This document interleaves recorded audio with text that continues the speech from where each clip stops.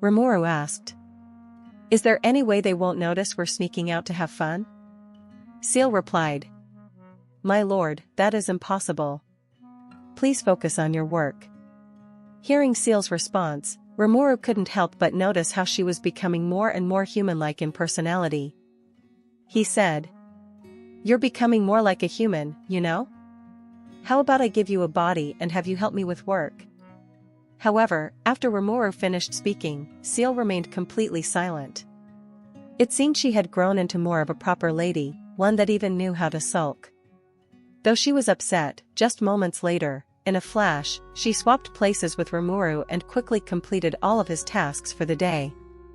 By the time the work was done, night had fallen, and Rimuru headed to the dining room. Inside, all his subordinates were waiting, including Benimaru, Diablo, Shuna, Cheyenne, Testarossa, Hakuru, and others. In unison, they greeted. Rimuru-sama. Shuna quickly rushed over and asked. Rimuru-sama, what would you like to eat? Would you like to try some sweets I made after finishing my duties? Rimuru replied. Give me some cake, please. The ones you make are the best. Overjoyed by his words, Shuna smiled brightly and brought out a delicious-looking strawberry cake. However, the atmosphere changed when Cheyenne walked out from the kitchen holding a very unique cake. Compared to Shuna's, it was like an angel and a demon stood side by side. Despite using her cooking skill, Cheyenne still said, Rimuru-sama, you have to try mine too. I spent the whole afternoon making it just for you. Even though Rimuru knew her food would taste better now thanks to her skill, he still didn't want to eat it. He glanced at his subordinates. Benimaru stared silently at the table. Hakuru had erased his presence entirely. Sui vanished under the pretense of patrol duty, and the 4 commanders of the Black Corps had disappeared at some point. Rimuru looked troubled. Why is the life of a slime like me so hard? He pleaded with Seal. Can you help me out here? Seal responded. My lord, you could say that Shuna brought out her cake first, so you ate that one. Then claim urgent business and leave. Rimuru brightened up. You're a genius. Truly my most reliable assistant. Thank you for your praise. And so, Rimuru followed Seal's plan and successfully escaped. He got to enjoy Shuna's cake and avoid Cheyenne. After slipping away, he returned to his room and suddenly remembered the dungeon. He immediately teleported to Veldora and Ramiris' floor. Veldora was buried in detective manga, while Ramiris was analyzing golems Diablo had acquired from a guy named Gamma, during a past escape mission involving Rimuru, who was considered the leader of the Human Liberation Alliance. Veldora looked up and asked. Hey Rimuru, do you have the next volume of this detective manga? I'm almost done, and the killer's about to be caught. Hurry and give me the next one. This damn weeb dragon. All he cares about is manga, Rimuru thought to himself. But then again, that was better than letting him run wild and cause chaos that Rimuru would have to clean up. So Rimuru pulled 2 more volumes from his stomach. Though he owned the full series, he wasn't foolish enough to hand them all over. He wanted Veldora to experience the agony of waiting for new chapters. But Veldora wasn't done. What? You don't have more after these 2? I read fast, you know, and we're at the best part. Rimuru replied.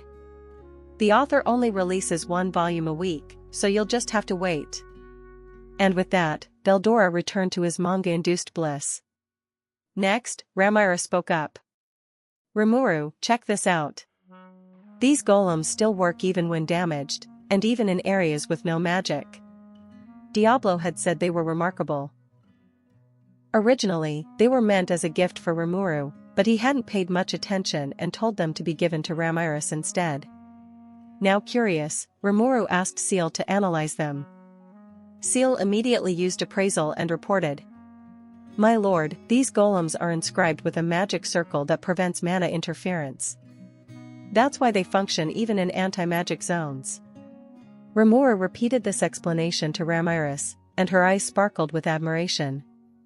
Suddenly, the space around them fluctuated, and in a blink, all the guardians appeared and knelt before Rimuru.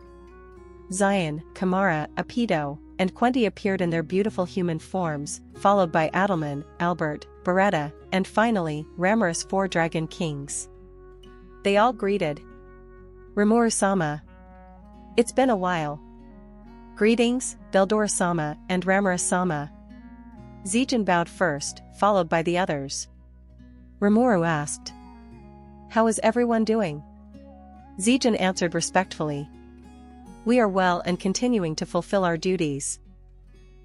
As Zijin spoke, Kamara and Apito seemed like they had something to say but hesitated. Rimuru gave them permission. Kamara quickly spoke. "My lord, we guardians from floor 60 downward have had nothing to do. No adventurers have reached below floor 50. May we assist with duties in Tempest?" Zijin immediately scolded her for speaking against Rimuru's past orders. Zion shouted, "Kamara! Do not be disrespectful to Rimuru-sama." Rimuru quickly calmed them down, realizing he hadn't been paying attention to the lower floor guardians. He promised to be more mindful. He ordered Zijin to report the current dungeon situation. Just as Kamara said, Beldora's presence increased the mana density, making monsters below floor 50 much stronger. Few adventurers even reached floor 48. So the guardians were bored out of their minds. Rimuru proposed. The dungeon would now open only up to floor 65. To reach floor 66, adventurers would need a special item dropped on floor 65 with a 1% chance. From floor 60 to 65, powerful A-rank golems would act as gatekeepers. Guardians could work in Tempest unless summoned back by dungeon alerts. Rimuru declared, "Alright, that's the plan. Starting tomorrow, any guardian who wants can work in Tempest." Everyone cheered. Kamara was especially happy as she hadn't left the dungeon in ages. Even Beretta was relieved, as she could now focus on research with the 4 Dragon Kings handling her floor. After that, Rimuru transported everyone to Tempest, arranged rooms, and returned to rest. That marked the end of a peaceful day for our slime. A new day began. While Rimuru was still fast asleep, a loud commotion erupted outside his room. The culprits? None other than Shina and Cheyenne. "Cheyenne! It's my turn to wake Rimuru-sama today. You did it yesterday." Shina shouted angrily. Cheyenne snapped back, "No. It's the secretary's job to wake him up." Tension built quickly as they bickered.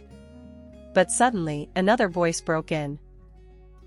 "If you two are going to fight over it, just let me wake Rimuru-sama instead." It was Kamara, standing with the entire dungeon guardian crew. Their appearance shocked Shina. "You guys, aren't you supposed to be guarding the dungeon? Are you disobeying Rimuru-sama's orders?" Just then, Diablo appeared, radiating murderous aura toward Kamara's group, thinking they defied Rimuru. Rimuru quickly used telepathy to stop him. "Calm down. I gave them permission. Don't destroy the room." With that, the noise subsided. Rimuru took human form, and all subordinates bowed respectfully. "Rimuru-sama, we wish you a good morning." Rimuru said. "Alright, let's head to the dining room. I have something to announce. Cheyenne, please go gather the others." He sent Cheyenne away so she wouldn't scare everyone off with her terrifying cooking. At the dining room, with only half the group present, Shina brought Rimuru breakfast, sushi. Though made with magical rice, it tasted just like the original thanks to his guidance. "Thank you for your praise. It's an honor to cook for you," Shina said, bowing happily. Soon, everyone had gathered, a rare sight, as all dungeon guardians and the 12 guardian kings were present. The goblins were wide-eyed with fear. 12 demon lords and a great demon lord were all here. Rimuru spoke. "Everyone, I have a few announcements. First, the dungeon guardians will now help with Tempest's management. Second, I am forming a monster beast corps. Cheyenne is the leader. Commanders will be Kamara and Adelman. Vice commanders, Venti, Apito, and Albert. They'll manage current subordinates and help protect the dungeon while scouting potential monsters in the Jura forest for recruitment. Since the plan was Seal's idea, no one objected. After breakfast, everyone returned to their duties, leaving the guardians awaiting further orders. Suddenly, Cheyenne returned and announced, "Rimuru-sama, may I cook breakfast for you?" In an instant, the guardians vanished. They didn't want to risk their lives trying Cheyenne's cooking. Rimuru quickly asked Seal for help. Of course, she came through. Back in his room, Rimuru faced a mountain of paperwork. As usual, he had to beg Seal for help. By noon, he enjoyed a lunch made by Shina and thought, "Shina is such a thoughtful girl. I wonder who'll marry her one day? That guy will be really lucky." After lunch, Rimuru planned his second escape, not too far this time, just a stroll through Tempest. To avoid detection, he created a parallel existence clone with the same energy level as his real body. "Seal, can you help me create a mana reactor skill for the clone?" Seal replied, "My lord, mana reactor skill has been extracted from the Akashic records. Transfer complete. Your clone now possesses infinite energy equal to your main body." "Well done, Seal. Thank you for your praise, my lord." The final step was changing appearance. Rimuru transformed, becoming a head taller, with black hair, black eyes, and an outfit dominated by black with blue highlights. His weapon was now two rare-class swords strapped to his back, instead of the divine sword. Finally, Rimuru asked Seal to blend his magical properties so that no one could recognize him.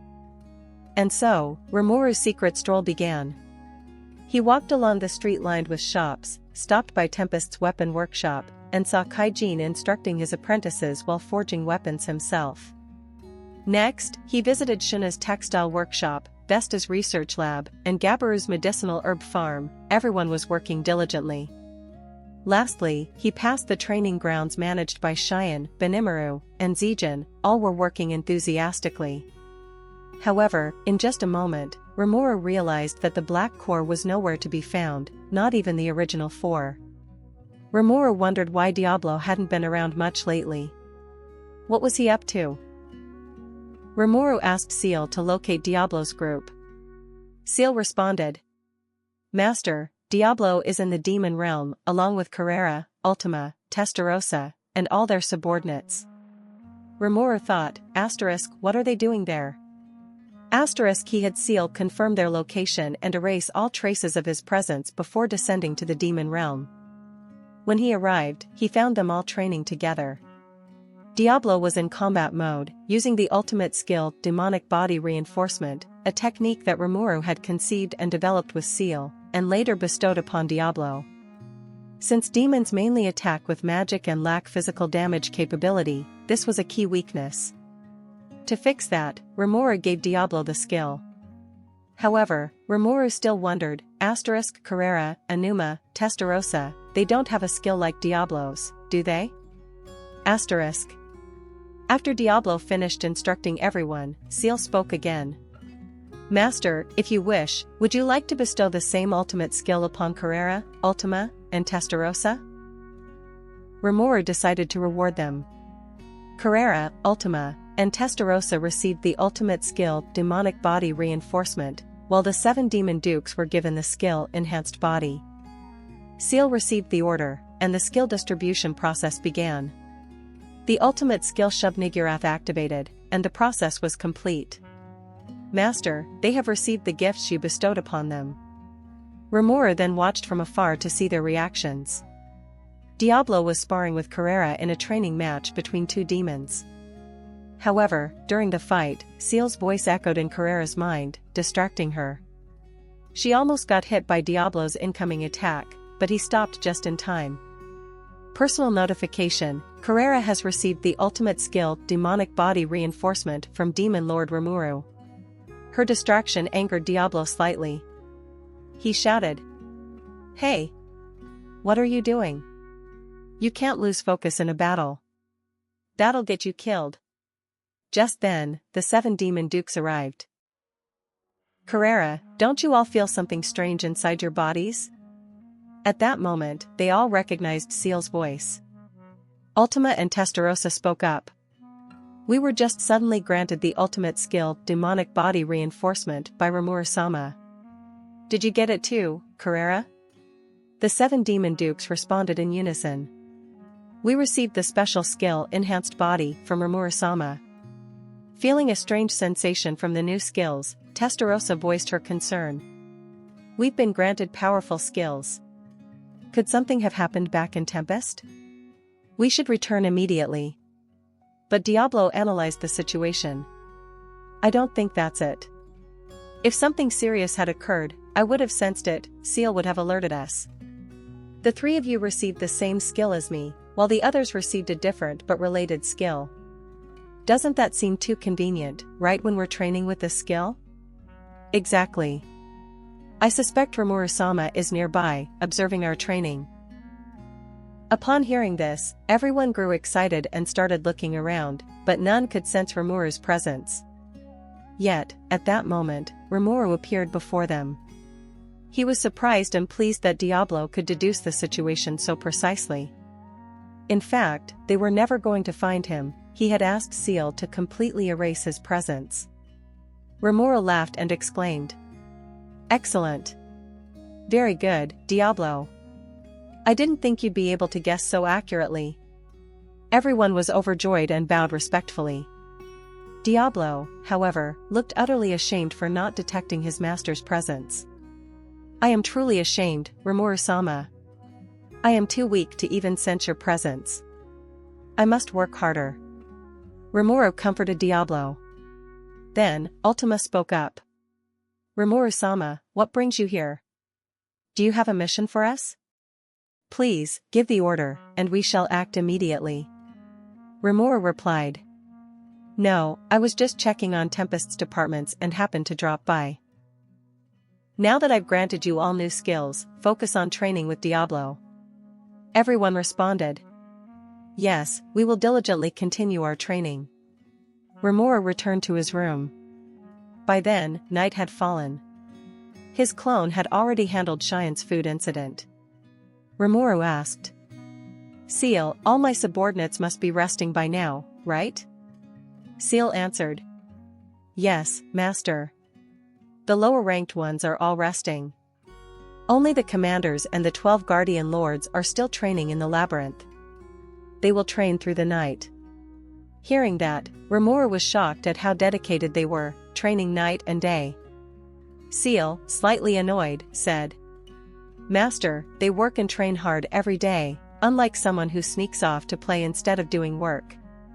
Rimuru thought that he definitely had to organize a rest celebration for all his subordinates. Just then, a voice called out. It was Shina. Rimuru-sama, you're still awake? I made a cake following the recipe you gave me. I'd like you to try it. Also, may I ask, how do you know how to make such delicious food? While eating, Rimuru replied. These are dishes from my old world. However, when Rimuru looked at Shina's face, he noticed her eyes seemed to be silently asking something. It appeared that Shina wanted to visit his old world. Rimuru thought, if Shina visits that world, she could probably learn even more recipes. But he was worried, was that really a good idea? The matter troubled Rimuru. He finished the cake and rested, but the question of whether or not to let his subordinates visit his old world remained unresolved. Later, Rimuru called Seal and asked, Should I bring all of them over there? Seal began analyzing. Master, returning to Earth alone or with 1 or 2 companions is fine. But bringing everyone is not feasible. Someone must stay to guard Tempest. Besides, Milim-sama and Veldora-sama are likely to visit you soon. They definitely won't miss a chance to learn about your previous world, ****. Seal's tone turned a bit sad, as she couldn't offer a clear answer to her master. And so, the decision remained unsettled. Elsewhere, in a tavern run by elf girls, one of them lounged on a sofa, holding a crystal orb and said, It's been a while since Rimuru-sama came by. He must be busy now that he's a great demon lord. After all, he defeated those angels. Another elf girl chimed in. Even as a demon lord, he's so adorable. I just want to hug him forever. Hey, don't say that. Rimuru-sama may be cute, but I heard he has many demon lords under him now, the 12 guardian lords or something. One of them is said to be extremely brutal. Laughter filled the bar as they gossiped about the cute slime. Then, one of them said, "Hey, why don't we try reading his fortune with the crystal ball again?" "But we already did that before, ****. Still, the elf holding the crystal began the reading. Strangely, on the first and second attempts, nothing showed up. On the third try, something horrifying and dangerous appeared in the orb. They were all frightened and alarmed. The tavern owner and the fortune teller immediately set out for Tempest. They had to warn Rimuru of what they had seen. What was it that scared them so much? Let's find out in the next episode. And just like that, after one eventful chapter, Rimuru's life returned to normal, handling work, dealing with Cheyenne's experimental food, and training with his subordinates. The peaceful days of a slime known as a demon lord. But in that elf-run tavern, something mysterious was seen in the crystal ball. What did they see that terrified them so? Stay tuned for the next video to find out. That's it for today's video. If you enjoyed it, don't forget to leave a like, comment, and subscribe. Hit the bell icon so you won't miss any of my latest videos. See you next time.